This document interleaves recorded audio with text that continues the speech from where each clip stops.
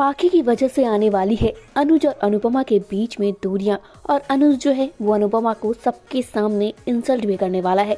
तो चलिए बताते हैं भाई सीरियल में ऐसा क्या होने वाला है।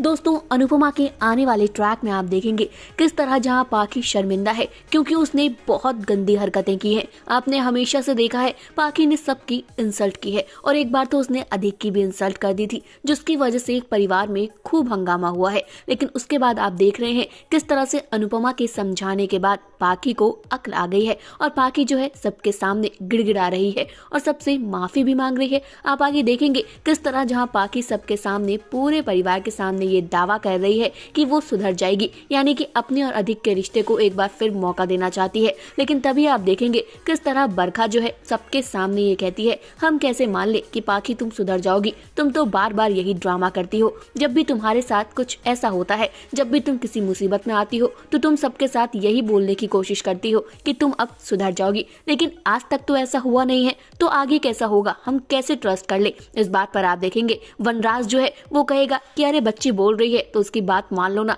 तभी बात जो है वो भी अपनी पोती यानी कि पाखी का सपोर्ट करते हुए कहेगी कि हाँ, जब पाखी बोल रही है कि मैं सुधर जाऊंगी तो तुम्हारे क्या मिर्ची लग रही है। तभी आप देखेंगे किस तरह अनुज जो है वो बरखा के सपोर्ट में उतर जाएगा, और अनुज बरखा के सपोर्ट में बहुत सारी बातें कहने वाला है जिससे कहीं ना कहीं अनुपमा को भी बहुत तकलीफ होने वाली है। दोस्तों, आपको बता दें, आप देखेंगे किस तरह अनुज जो है अनुपमा की ओर देखते हुए कहता है कि मैं मानता हूँ अनुपमा के कहने पर पाखी सुधर गई है। अनुपमा ने पाखी को सुधारने की लाख कोशिशें की, लेकिन वो पहले तो नहीं सुधरी थी, लेकिन इस बार सुधर गई है तो शायद चलो मान भी ले। लेकिन हम पाखी पर इतना भरोसा नहीं कर सकते क्योंकि पाखी ये बात तुम अच्छे से जानती हो कि तुमने सबकी इंसल्ट की है। तुमने कभी अपनी माँ, तो कभी अपने पापा, तो कभी अपने भाई, तो कभी अपनी बहन, हालांकि अधिक तक की इंसल्ट की है, और ये बात कोई भुला नहीं सकता, ये हमेशा सबको याद रहेगा। लेकिन फिर भी हम तुम्हें मौका दे रहे हैं, इसका मतलब ये नहीं कि तुम फिर से हमारे सर पे चढ़ जाओगी। इसलिए हम तुम्हें बोल रहे हैं कि अभी कुछ दिन इस रिश्ते को टाइम देना चाहिए, और अनुपमा भी हमेशा तुम्हारे सपोर्ट में खड़ी नहीं होगी। अनुपमा कोई मशीन नहीं है, जब तुम लोग चाहोगे तो वो बार बार तुम्हारे पास आके खड़ी हो जाएगी।